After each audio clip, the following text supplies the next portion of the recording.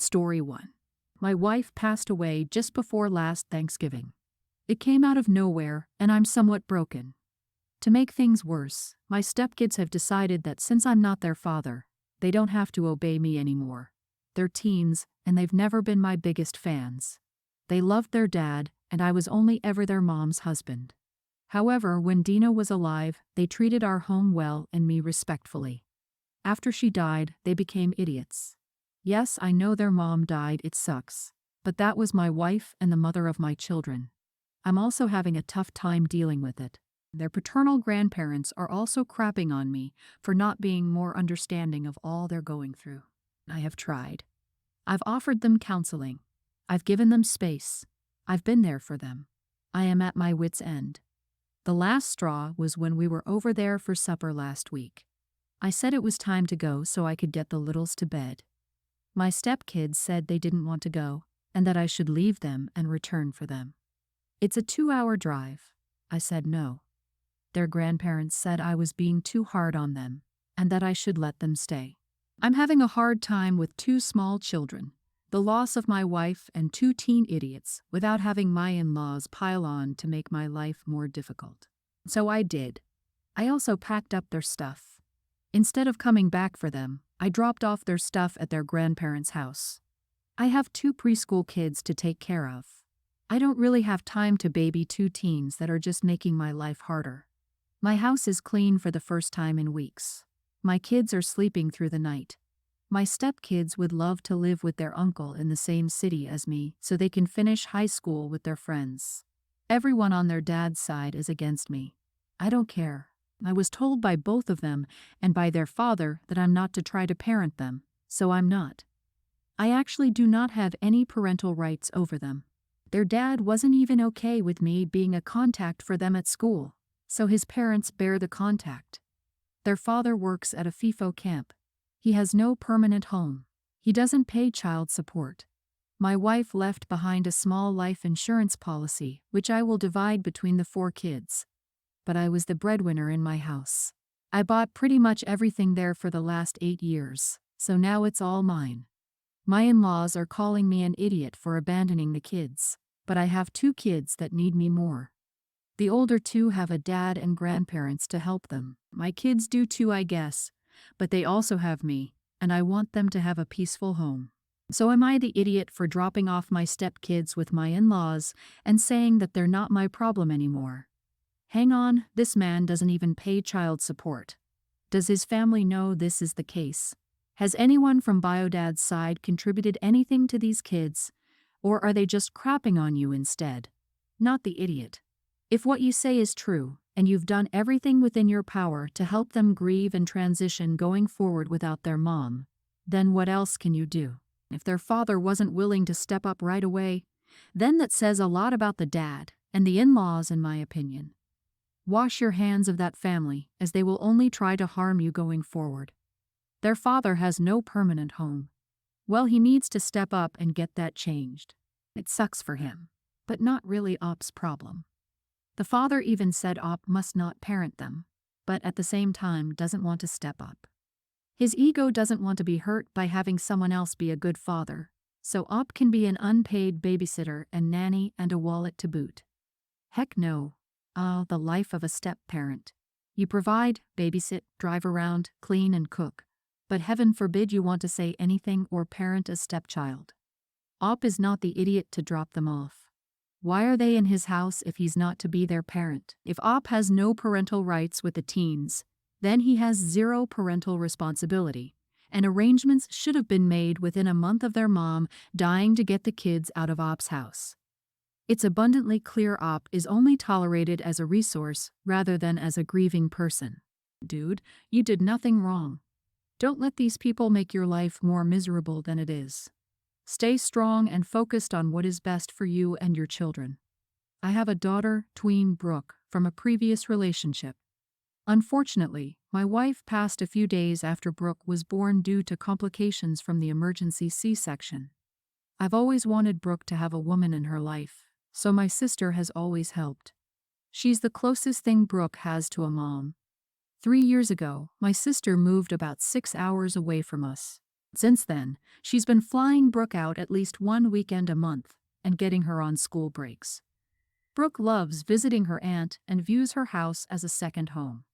It helps that Brooke has her room there. Now I'm engaged to Kelly, and Kelly has 3 other kids. Olivia, tween, Maddie, younger tween, and Luca, pre-tween. Kelly's kids have always been jealous of Brooke getting to visit her aunt because of all the fun stuff they do together. They have passes to Disneyland and Universal Studios. My sister lives on the beach, so they're always at the beach. They go shopping, hiking, and horseback riding. She even taught Brooke how to drive. Boat and golf cart, no car yet. I've asked Brooke to only talk about it in private, but tensions are rising between her and her step-siblings, so she's been rubbing it in to make them angry. Now my stepkids want to go with Brooke to visit my sister, but I'm saying no. My sister is basically Brooke's mom, but they have both a mom and a dad. Plus, I don't think my sister would like to have 3 extra kids in her house every time she wants to see the kid she helped raise. Kelly and her kids are saying this is unfair and favoritism, and that if Brooke gets to go, so should they. But Brooke doesn't want to let them go and says that if I try to make her take them with her, she'll move in with her aunt and won't come back. Am I the idiot for not sending my step-kids with Brooke to visit my sister? Not the idiot. Ask Kelly if it's fair your daughter has lost her mother and her kids still have theirs. No, your sister is already an angel for everything she did for you and your daughter. Don't let your fiancé destroy everything because she's selfish. Does she treat your daughter the same as her kids? Does the kid's father bring gifts and treat her the same as his child? I doubt it. Don't be a doormat. Your daughter has already suffered a lot. She does not need Cinderella's stepmother at home. You're engaged to a woman, your children don't get along, and your fiancé is trying to involve her kids in your daughter's life. You know, it's possible to be a couple living separately with each of your families. If you value your relationship with your daughter, or do you have to blend and make one big happy family? Why can't you two wait until the kids are out of the house and then decide to be together? Yeah, I don't get these relationships at all. It's already a disaster. You are the idiot for letting your fiancé support her children in this entitled and unreasonable demand. You should set very clear boundaries with her, including that she makes it very clear to her children that they will not go on these trips or are entitled to. If she doesn't agree, stop the wedding. My wife and I are having our first kid soon and know it's going to be a boy. It's been hard to agree on names. She's steadfast in picking a name that we both agree on, but we pretty much have opposite tastes.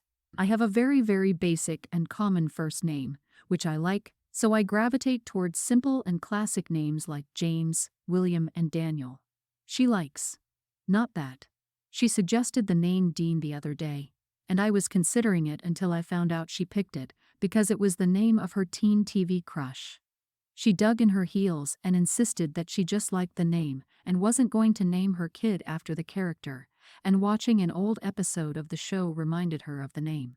I'm like, that is exactly what naming your kid after a TV character means. So I said, how about this? I will give you a preemptive blanket veto on TV show names. I want to avoid hearing suggestions of a little Zuko or Sherlock or anything like that, and any other name is on the table. Is that fair? And she said, no, that is not fair, and I'm being an idiot and putting words in her mouth. My position is that if you try to pick a TV name for your kid, at least own up to it and admit it's a TV name. I'm more annoyed at the transparent denial at this point than the fact that she suggested it in the first place. Am I the idiot for putting a blanket veto on all TV show names for our son? James and his giant peach, William, Willy Wonka, and Daniel, Danny Turner, would all tell you how stupid this idea is, and those are just the first few I thought of off the top of my head. Can you name a name that hasn't been used in TV or movies? Dude, you are the idiot. Grow up, op. What really bothers me here is how mean the op was to his wife.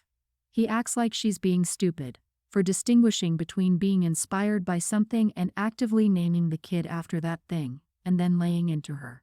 Dean is such a normal name, and op was so rude about it. Like, op's wife is the one who's supposed to be having weird hormonal swings, not op. I'd be so embarrassed if I was op's wife. I mean, if this is how you're acting before the baby's born, good luck. The irony of how childish it is to be fighting and blanket vetoing names from TV. Which PS good luck finding a name that hasn't been used on TV. It's time to put your adult pants on and sit down and talk about it. Look for names together. Plenty of lists are floating around based on themes, meanings, colors, or mythical gods. Unless all of those are blanket vetoed too. I, 24 female, am very unhappy with the whole situation. My childhood best friend Libby, 22 female, has a red-tailed black cockatoo named Carrot Cake. She's had him since she was 5, so she's very attached to him. She only went to community college to stay home and be near Carrot Cake. All our mutual friends love Carrot Cake, and so do I. We all used to just hang out at Libby's house, mostly when we were kids, just to be by Carrot Cake. My boyfriend Lincoln, 26 male, loves birds. He owned a few small ones. I did tell him about Carrot Cake. He did get intrigued and interested. He wanted to meet Carrot Cake. We've only been dating for 2 months, and he hasn't met Libby. He's only met a few of my other friends. He did ask questions. I assumed he was only intrigued and didn't think much of it. Libby did ask me to watch Carrot Cake as she's visiting her grandparents in another state. I did agree. This wasn't my first time. Libby dropped Carrot Cake off, and he's been doing great. He's been very loving, been very active. I let him fly around. I did invite Lincoln over as he was staying the night. He invited his best friend Maxon. Both were playing games and doing their own thing. I was napping during the whole thing, until I heard loud squatting and wings flapping like crazy. I woke up and walked into my office to see Lincoln trying to grab Carrot Cake. Maxon was standing there just watching. It was very obvious that Carrot Cake was stressed. I scolded both of them and asked why they were in my office and bothering Carrot Cake. Lincoln told me he wanted to hold Carrot Cake. I told him he's unfamiliar with you or Maxon, so he's scared. Lincoln tried to argue, but I told him to go to the living room. I told Maxon to leave. I had made sure Carrot Cake was okay, and he was. I put him in his cage and made sure to cover it so he could sleep. I locked my office and had the keys in my room with me. I told Lincoln not to go into my office without me. I just went back to sleep and asked Lincoln to go to sleep. So we both did. I woke up to my boyfriend gone and my keys misplaced. I tried calling him, but he didn't answer. I went to check on Carrot Cake to see he wasn't there. I freaked out and just knew Lincoln had him. I called and texted him until he answered. I told him please tell me he had Carrot Cake, and he did. I asked why and he said he wanted to watch Carrot Cake for a day.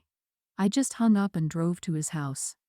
Once I got there I knocked like crazy and told him to open it. He opened it slightly, but I barged in and got Carrot Cake. Lincoln was just telling me I couldn't barge in. I just walked by him and drove back home. I did tell Libby about the whole thing, and she was grateful I got Carrot Cake back safely, but we're also very distraught about the whole situation. Lincoln and his friends messaged me that I couldn't just barge into someone's house. I feel like I did the right thing though. Am I the idiot? So you can't just barge into someone's house, but it's okay for him to take off with someone else's bird. What the heck? Tell him if the messages don't stop, you will report his actions to the police. You did what you had to do. Don't let these idiots make you feel bad about it. Not the idiot, but I hope you mean ex-boyfriend now. I would never trust him again. This is insidious and oathish behavior. He sounds slimy, sneaky and dumb. You need to run. He probably wanted to sell the poor little guy. Considering the breed price though, it puts it into felony theft. So he could still be in deep crap if she'd gotten the cops involved. Sweetie, how many red flags do you need? Lincoln is a low-down dirty thief. End of story. Seriously, I just Googled the price out of curiosity. That bird is worth up to $40,000, and there is no way he wasn't planning on selling it. If anything, it's underdramatic. Because what else is stopping him from doing anything else? What else is preventing him from stealing ops? Social, her credit card info, logging into her computer and putting in a keylogger or other spyware, putting in hidden cameras, making duplicates of her keys. There is no possible way to understate just how dangerous someone like that can be. I wouldn't trust that man with a handful of sand in the desert. If my sister 20 was cheated on and didn't do anything crazy, I, younger teen, would console her. But she retaliated by stealing the guy's 21 late sister's ashes and flushing that down the toilet. Said so herself. She was still in tears when telling me and our dad about it. Our dad told her it was okay and he had it coming. Then he looked at me and mouthed, "Say something." I only shrugged because I didn't know what to say. I never imagined such a situation before. It's such a mess. I literally have no idea what to tell her. I thought about telling her she was worse than the guy, but then I figured out that would only start some shouting. Later that evening, she just said that she would talk to her boyfriend and hear him out since she didn't give him a chance to explain himself after her friend told her she saw him with another girl at the mall. It occurred to her quite late that maybe her friend didn't see what she thought she saw. I didn't know she heard about the cheating from a friend. When sister got home, she said the guy denied it and told her he was with their mutual friends. So she called her a friend. It took some pressing, but it turned out that this friend had a crush on the guy and made it up to break him and my sister up. However, Dad says I had to support her anyway, and that I owe it to my sister because she's my flesh and blood. So I need to know if I'm wrong for not consoling my sister who was cheated on. Darling, you are not the idiot, but if this is true, you should tell her to get a lawyer because she just committed a fairly serious crime. Someone who reacts with this level of crazy over gossip about what a boyfriend might have done without any confirmation is going to have a few trips to prison in the future. She did what? Geez, I hope the guy calls the cops on her when he finds out. Whether he cheated or not, what she did is just unacceptable and honestly, totally messed up. You're not wrong, you seem to be the only person with a moral compass.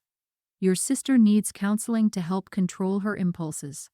I don't know what to say except do your best to run away from such people. That is not normal or acceptable human behavior. When you get cheated on, you break up, pick up the pieces, and move on with your life. You don't go on a destructive, vengeful rampage. Your dad should not just enable her bad behavior because she's crying. Also, your dad shouldn't be dumping his parenting duties on you and guilt-tripping you. You have nothing to do with this mess and are too young to be put in the position of fixing your sister's emotional and relationship problems. Thanks for listening.